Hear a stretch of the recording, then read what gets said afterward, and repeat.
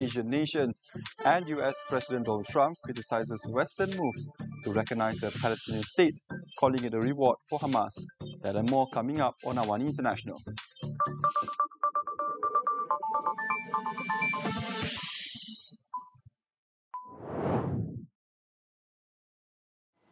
The United States expects to finalize trade deals with more Southeast Asian nations in the coming months. US Trade Representative Jamieson Greer, speaking in Kuala Lumpur at the ASEAN Economic Ministers Summit, said talks on US tariffs are progressing well, with some agreements expected in the coming weeks. The total trade in goods and services is nearly $500 billion. And actually, if you look at our numbers, I think it's higher than $500 billion. You mentioned there's a 16% increase in ASEAN's exports to the United States. We, of course, welcome trade. We hope, however, that it is balanced and reciprocal. Most countries in the region face tariffs of 19 to 20%, with Laos and Myanmar hit by 40% and Singapore at 10%. Indonesia and Vietnam have already secured new trade deals with lower tariffs. But Vietnam risks losing an estimated $25 billion annually under the 20% tariff, making it the worst hit economy in the region. ASEAN may be pushed toward a more unified stance as steeper tariffs threaten key industries like semiconductors, a key contributor to the economies of Malaysia, Thailand, and Vietnam. Donald Trump criticized moves by some Western nations to recognize a Palestinian state, calling it a reward for Hamas. But the US president said the war in Gaza must end immediately. As everyone knows, I have also been deeply engaged in seeking a ceasefire in Gaza. Have to get that done. Have to get it done. Unfortunately, Hamas has repeatedly rejected reasonable offers to make peace. We can't forget October 7th, can we? Now, as if to encourage continued conflict, some of this body is seeking to unilaterally recognize a Palestinian state. Following his speech, Trump met with several Arab leaders on the sidelines of the UN General Assembly to discuss the situation in Gaza. Turkish President Recep Tayyip Erdogan described the exchange as very fruitful, although no concrete developments were announced. French President Emmanuel Macron says if US President Donald Trump really wants to win the Nobel Peace Prize, he needs to stop the war in Gaza. He said only Trump has the leverage to pressure Israel. Speaking to France's BFM TV from New York, Macron said only the US president can act because France doesn't supply the weapons used by Israel in Gaza. The United States does. Several countries, including Cambodia, Israel, and Pakistan, have nominated Trump for the Nobel Peace Prize, citing his record on peace pacts and ceasefire deals. Earlier, Macron also stressed that recognizing the state of Palestine does not mean overlooking Hamas's October 2023 attack. He made the remarks while seated next to Trump at a bilateral meeting in New York.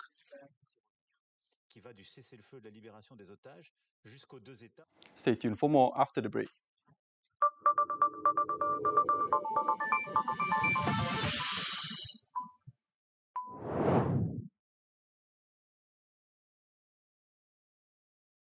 Di dalam setiap berita yang dibawa, konteks amat penting. Kami sentiasa membawakan yang tergempar dan terkini. Pastikan Astro Awani menjadi pilihan anda, tidak kira di mana sahaja anda berada.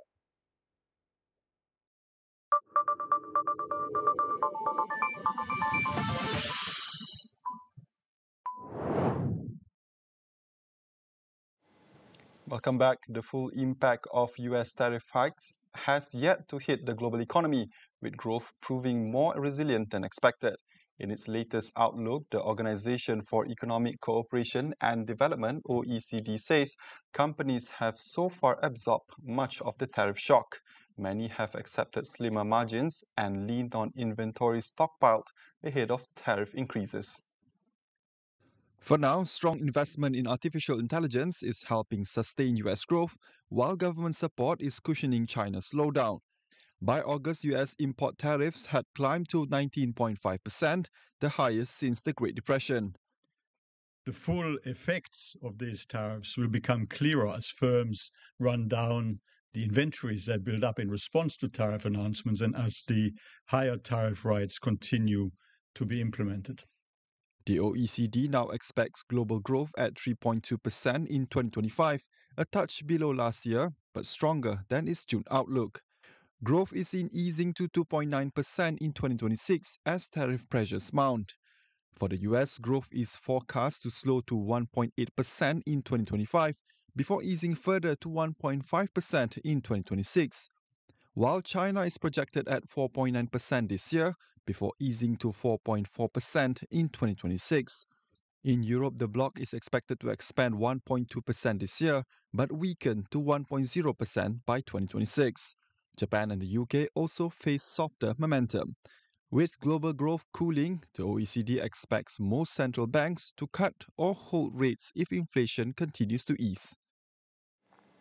China says it will keep its developing country status but will forego benefits at the World Trade Organization (WTO).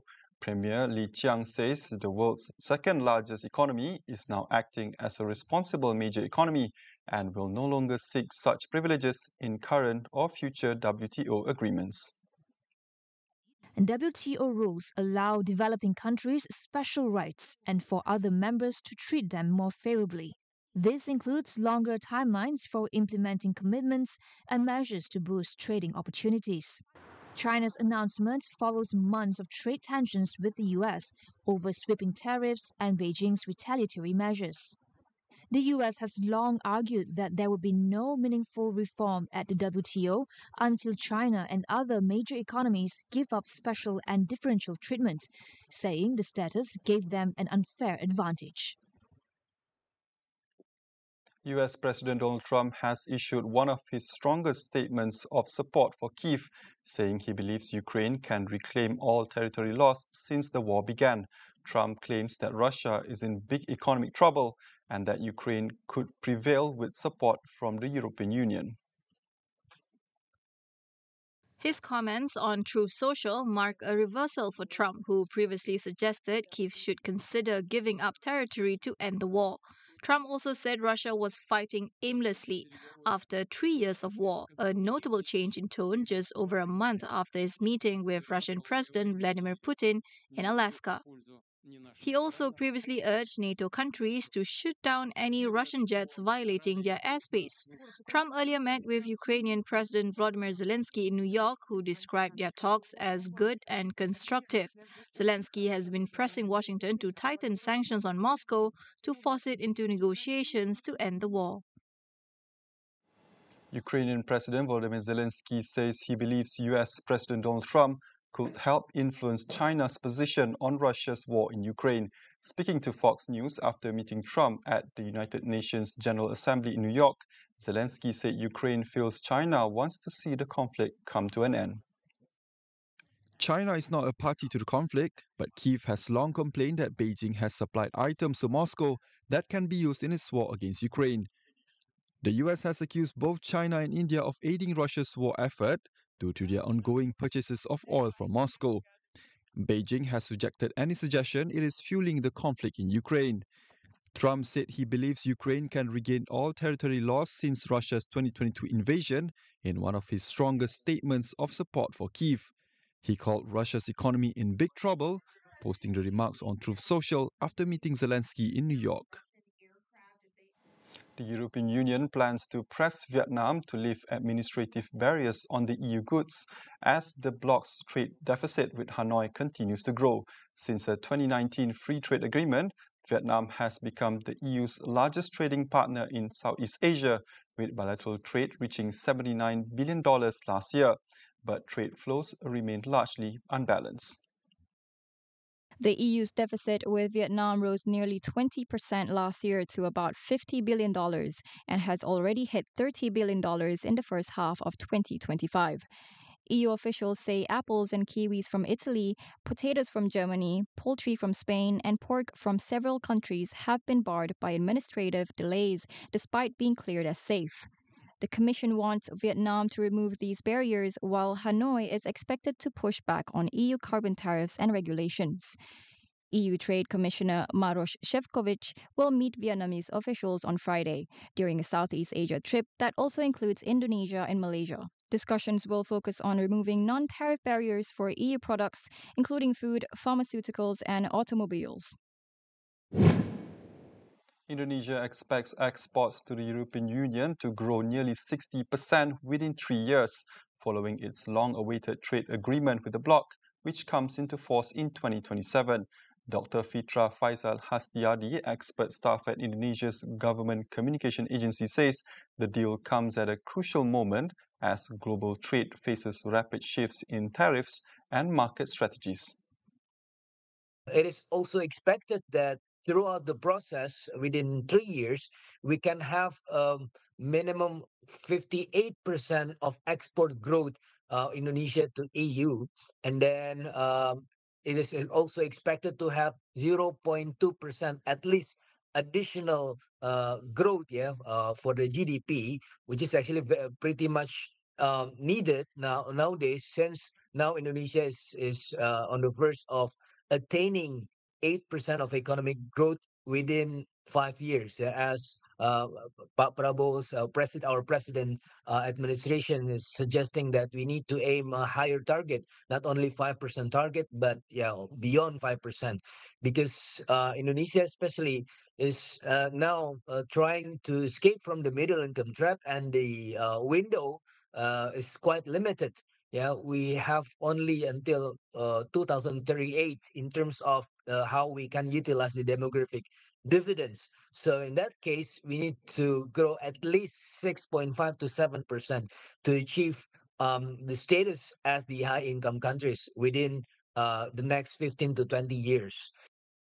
He also highlighted the EU's recognition of palm oil as a renewable product, calling it a significant move not just for Indonesia, but also for Malaysia, as both countries dominate the global palm oil market. Indonesia and Malaysia, our CPO products was actually pretty much constrained, to enter the EU market. But nowadays, the CPO products is they are allowing Indonesia to deliver the CPO products, to export the CPO products, because now they have another definition of CPO, which is now considered as a renewable products. And then this is actually a big news for us, Indonesia, as well as other ASEAN member countries, especially Malaysia, because altogether we actually dominating the CPO market. So in that sense, this can also create a precedent also for Malaysia to enter the EU market, especially the CPO. Malaysia's palm oil exports to the European Union face regulatory challenges under the bloc's upcoming deforestation law. Exports have also fallen sharply over the past 7 years, dropping more than 20%. In 2022, Malaysia shipped 1.47 million tons to the EU, down from 2.43 million tons in 2015. That's Awani International for tonight. Stay with us as we track the rivalries, strategies, and power shifts shaping the new global order. For more, head to international.astroawani.com and follow us on social media. I'm Amil Aiman. Thank you for watching and good night.